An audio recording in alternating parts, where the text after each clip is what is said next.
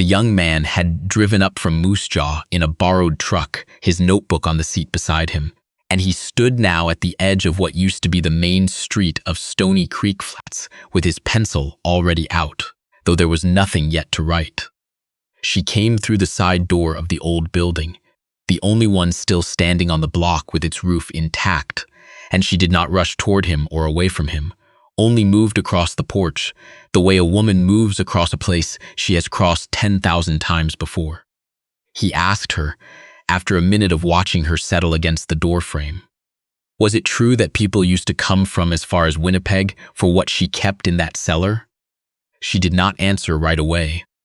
Her hand found the doorframe where the paint had gone gray and smooth, and she stood looking past him at the lot where the livery had been, at the two remaining grain elevator legs leaning into each other in the field like men who'd forgotten why they'd come, at the line of the old CPR siding running nowhere now in both directions. People drove a long way, she said finally. That part's true. The young man wrote this down. She watched him write it and did not offer more. He looked up. I've got time, he said, if there's more to tell. She almost smiled at that. There's always more, she said. Whether you've got enough paper is the question. She looked past him, out to where the wagon road used to run its full length to the feed and grain. There was nothing there now, but fireweed gone to seed and a depression in the earth where the boardwalk had rotted through a decade ago. Stony Creek Flats had come up out of the prairie fast, the way those towns came up. The CPR had surveyed a line through the valley in '98, and within 2 years there was a post office, a lumber yard, a feed and grain, a school that doubled as a church on Sundays when the circuit preacher came through. Men said things like, "This land isn't going anywhere." They said it in '01, which was the same year the main line got rerouted 40 miles south to follow the river grade, and the year the silence started settling in. Slow and patient, the way cold settles into an unheated room. It happened the way those things happen. The lumber yard went first, then the post office, because without a post office there was no address, and without an address the homesteaders 2 townships over had no reason to drive to Stony Creek when they could drive 30 miles further to a town that could still receive their mail. The feed and grain held on 3 years past what was reasonable, and then it didn't. By the time she stepped off the supply wagon from Broadview, the town was already in the middle of the long business of unmaking itself. She had a canvas roll, a winter coat that had belonged to her mother, and a land title in her husband's name for a quarter section 4 miles north of the town site. He had bought it on paper from a land agent in Toronto, sight unseen, paid for with money borrowed from his brother, whose name was also on the note. The land had been described as mixed grain country, excellent water, good prospects. He had been dead of typhoid fever for 11 days when she folded the title into her coat pocket and climbed onto the wagon at Broadview with no clear idea of what she was climbing toward. She got off at Stony Creek Flats because it was where the wagon stopped, and because staying on meant going back to a city where she had no money and no one who would let her stay very long without cost. The general store was on the corner of what had been the busiest intersection in the valley, and it stood half empty now, the shelves holding what they held with the particular dignity of things that have stopped being restocked.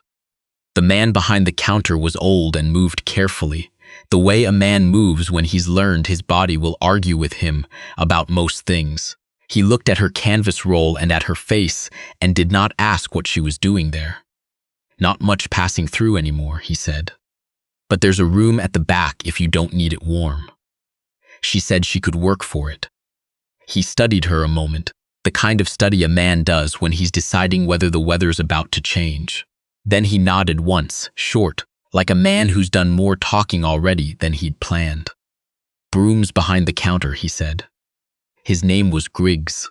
She learned it the way she learned most things about him, slowly from what he left lying around rather than what he said. A receipt ledger with R.T. Griggs stamped on the cover. A calendar on the wall stopped at November 2 years back. He did not offer his first name, and she did not ask. The broom work was real work. 2 years of dust is not a figure of speech. It has weight and it has corners, and it doesn't move because a woman wants it gone. She swept the floor twice before she believed it was level. and each pass showed her more that the one before had missed. A ridge of grit along the baseboard, a crust of dried mud pressed into the threshold where a boot had come in wet, the gray felt of old ash against the wall behind the stove. Griggs sat most mornings at the far end of his own counter. Going through paperwork he seemed to have stopped caring about, watching the road through the front window, the way a man watches a train schedule he already knows is no longer running. On the fourth day, he told her he was planning to close up come the following spring. He had a daughter in Regina who had been asking him to come for 2 years. He said this without complaint, the way a man reports weather he has already made his peace with. She said nothing to that. She kept sweeping. It was the second week when she found the root cellar. She had been moving stock from the back storeroom, tins mostly, and a broken saddle nobody had claimed, and found the door set low into the north wall, the kind of door easy to miss if you're not looking for it, heavy and swollen in its frame with the stubbornness of wood that has been damp for a long time. She worked the latch 3 times before it gave, and when it did, the air that came up the stairs was cold and still and smelled of oak and something underneath the oak she could not yet name. She took the lamp from the storeroom hook and went down 8 stairs into a cold that had nothing to do with the season. The barrels were stacked 4 deep along the east wall and partway along the north, reaching to the ceiling beams. She counted without meaning to. She was past 30 before she slowed.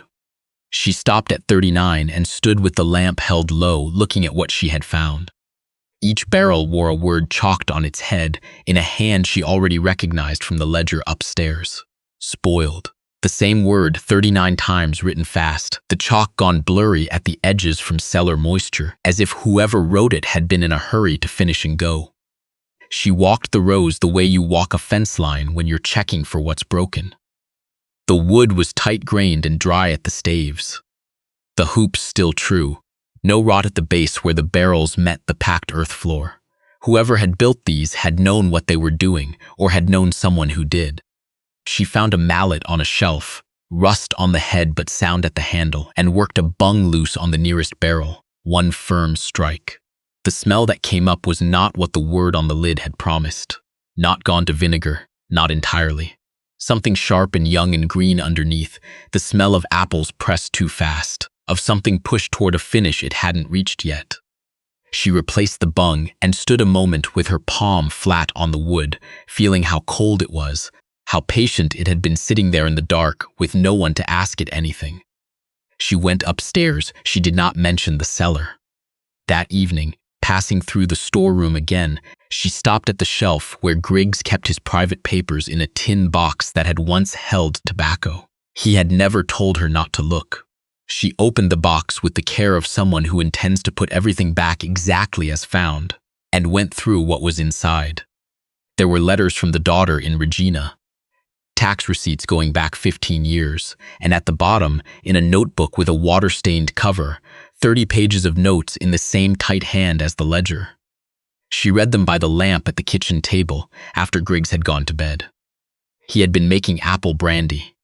Had been making it for 6 years before the town started dying, using apples from the 8 trees he'd planted behind the store in '96, supplemented with crab apples from the creek, and in the good years, a bushel or 2 of Cortlands hauled in from Broadview.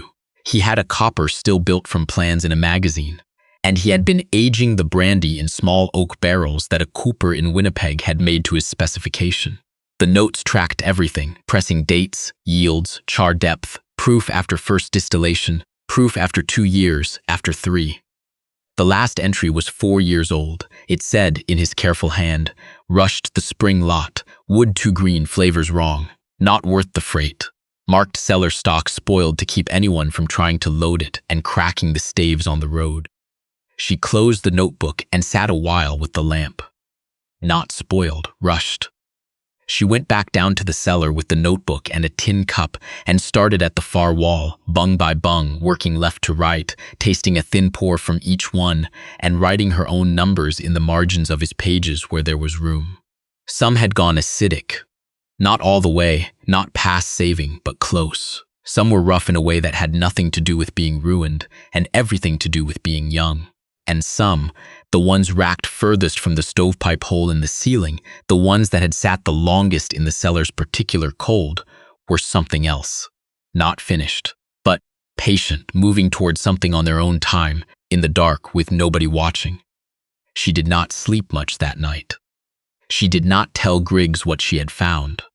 Not for 3 more weeks, and by then she had read his notebook through twice, had begun checking the barrels on a rotation, had started keeping her own log in the dead man's ledger she had been using for the store's remaining stock. When she finally told him, it was a Wednesday morning in October. She set his notebook on the counter in front of him and waited. He looked at it for a long moment without touching it. Then he looked at her. "You read that," he said. She did not apologize. He picked up the notebook and turned it in his hands, did not put it away. "Cellar stock won't save this place," he said. "I'm not trying to save the place," she said. "I'm trying to understand what's in it." He was quiet for a while. Then he said, low, not looking up, 3 barrels on the south wall racked low. "You taste those yet?" She had. He nodded, short. The same nod he had given her the first day, like a man settling a small account. "Somebody ought to see whether there's still something worth finishing," he said, "since I'm not going to get around to it." He gave her the keys on a Sunday in January, in the room behind the kitchen, sitting up against the pillow with papers already spread on the quilt, because his hands had been steady enough that morning to sign them. Her name in the space where his had been. The letters unfamiliar in that arrangement, like a coat made for a different body. "I haven't any money for this," she said. "Didn't ask you for money." He folded the deed once and pushed it across the quilt. "Asked you to keep the roof from falling in on whatever's under it. Somebody who stays ought to own what they're staying for." He died the 3rd week of February. Quietly, the stove burned to ash before morning. She buried him in the cemetery on the north edge of town, in the frozen ground, with the 2 remaining men in Stony Creek present because she had asked them to be, and the wind coming off the open prairie the way it came in February, without apology, without a fixed direction, from every quarter at once. Walking back, she stopped at the store and went straight down to the cellar without taking off her coat, and stood in the cold dark with the lamp in her hand, going from barrel to barrel, reading the chalk word. 39 times, spoiled. She put her palm flat on the nearest head and felt the cold patience of the wood, and thought, no, only rushed, and rushed things have a remedy. The remedy was time. She gave it 4 winters. The first winter, she learned the cellar the way you learn a house you've moved into alone. Its cold spots, its drafts, which barrels had taken damage from the old stovepipe's heat, and which had been protected by the earth. She recharged 3 staves herself with a torch made from rags and a broom handle. Watching the oak char slow and breathe, she rotated each barrel by hand, rolling it on its rim across the packed dirt floor, because the floor was not quite level, and the barrels needed moving to keep the liquid even against the wood. A full barrel is not a light thing to move alone. She moved all 39 of them once a month through a winter where the temperature outside did not rise above freezing for 11 weeks. The second winter, Lucien came. He had been freighting the valley route since before the town died, hauling furs south from his trapline and supplies back north, and he still ran the route because the trapline did not care that the town had emptied. He stopped at the store because it was the only building with a light in it. She served him coffee from the pot she kept going most days because the alternative was a cold kitchen, and he sat on the upturned crate near the stove and said nothing for a long while, the way a man says nothing when he's deciding whether he is going to stay or go. He stayed. He came back the following week with boards in the truck bed, and the week after with a length of iron pipe he'd sourced from somewhere she did not ask about. And he fixed the cellar stairs, which had been rotting at the 3rd step since before she arrived, and then fixed the north wall of the store where the chinking had failed, and the wind was finding its way in too easily. She made 2 cups of coffee in the mornings. She did not ask him if he wanted one. She set it on the counter when it was ready, and he drank it standing, and handed the cup back when he was done, and went back to whatever he was fixing. He did not talk much about himself. She did not ask much. She knew because he told her once without being asked that his mother had been Métis, that he had grown up speaking French and Cree both, that the trapline had been his uncle's and his uncle's uncle's before that, and that he had no particular plans to go anywhere else. She told him about the cellar, on the night he fixed the stairs. She did not plan to. They were sitting at the kitchen table after, 2 cups between them, and she found herself telling him about Griggs's notebook, about the chalk word on 39 barrels, about what she had tasted in the ones on the south wall racked lowest. He listened the way he did most things. Still, no expression she could read easily, eyes on the table. Not spoiled, she said. He rushed the wood. He was quiet a moment. Then what's the plan? Give it time. How much time? She looked at him, as much as it needs. He nodded, the nod she had started to recognize, not agreement exactly, but a man filing something away as settled. The 3rd winter, she lost 2 barrels to a crack in the east wall she had not caught before the thaw came and refroze. She spent 3 days not speaking to anyone, even to him when he came, pouring the damaged stock out into the snow behind the store, watching it go dark into the white, thinking about what it cost to lose something you had spent 3 years waiting on. Then she swept the cellar floor, rechecked every remaining stave, wrote in her log, and went on. He found her down there one evening in December, lamp low, going barrel to barrel with a cloth and the hydrometer she had ordered from Broadview. He sat on the bottom step and watched her work without speaking.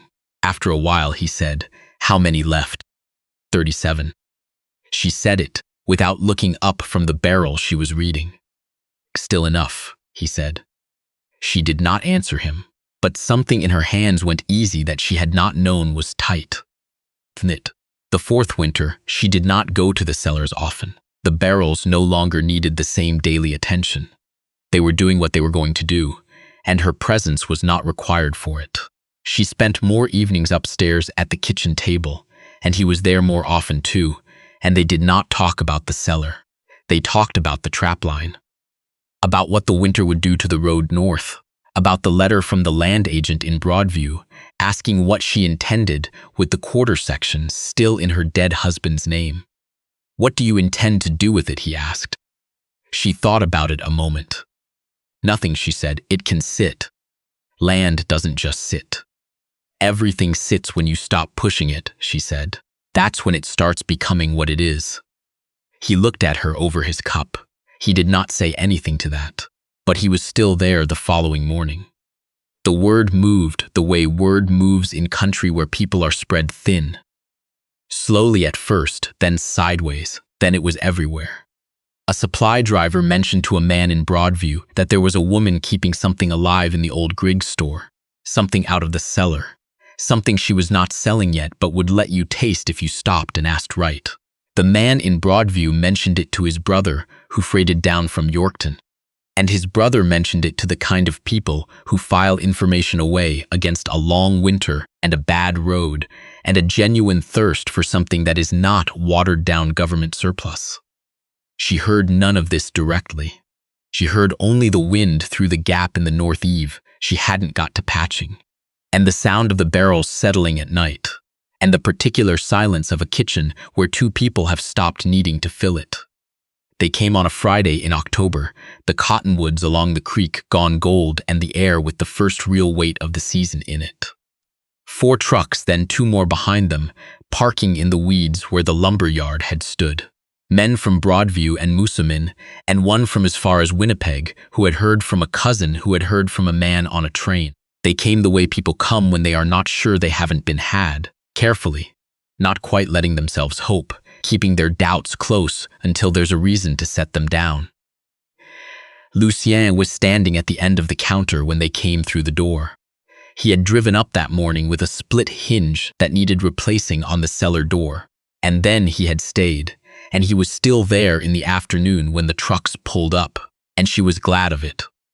Not because she needed anything from him exactly, but because a room full of strangers settles differently when there is someone in it who looks like he belongs to the furniture. She poured from the unlabeled bottle she had brought up from the south wall that morning, tin cups, because she had never replaced the glasses that had broken in the second winter. She set the first pour in front of a man with a gray beard and the patient look of someone who has driven a long way on a rumor, and she did not watch his face while he drank. She had learned that much in 4 winters. A woman who watches too closely makes a man perform instead of taste. He drank. The room, which had been full of the small noises men make when they don't yet trust each other, the scrape of a boot, a cough, the creak of old floorboards taking weight, went quiet in a way that had nothing to do with manners. He set the cup down.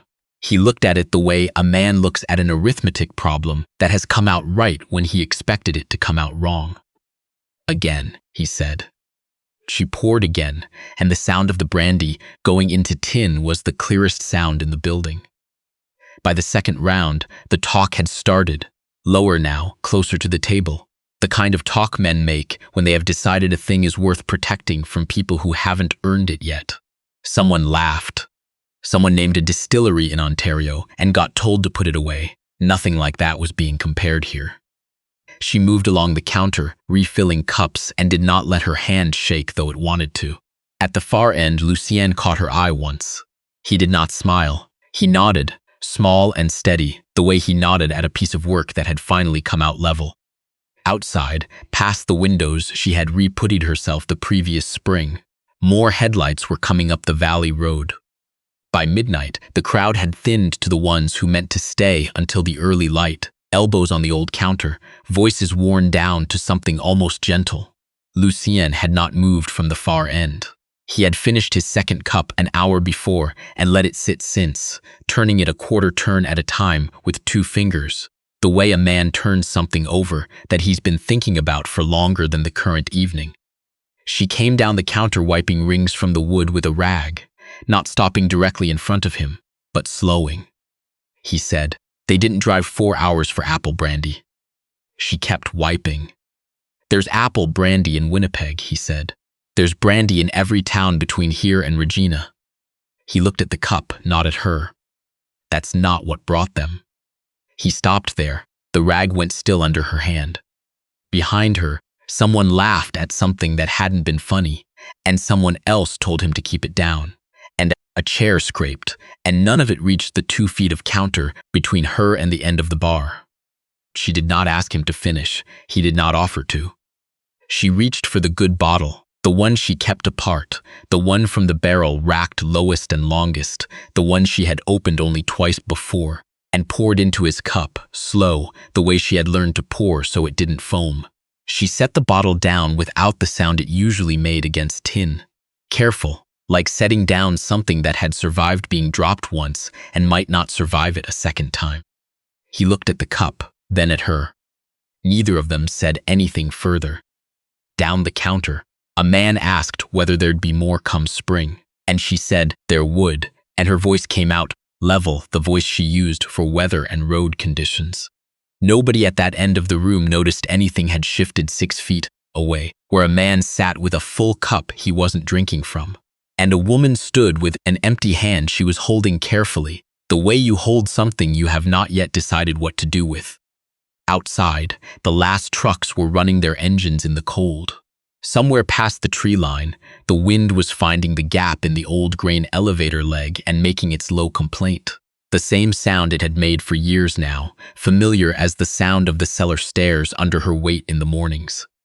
She picked up the rag again. The counter ran level under her hand, the full length of it. The old woman let go of the doorframe and looked at the young man from Moose Jaw, who had filled most of his notebook and was looking back at her with the expression of a man who has been given more than he came for. "That's most of it," she said. 37 barrels, 4 winters. People drove a long way after, and some of them kept coming back.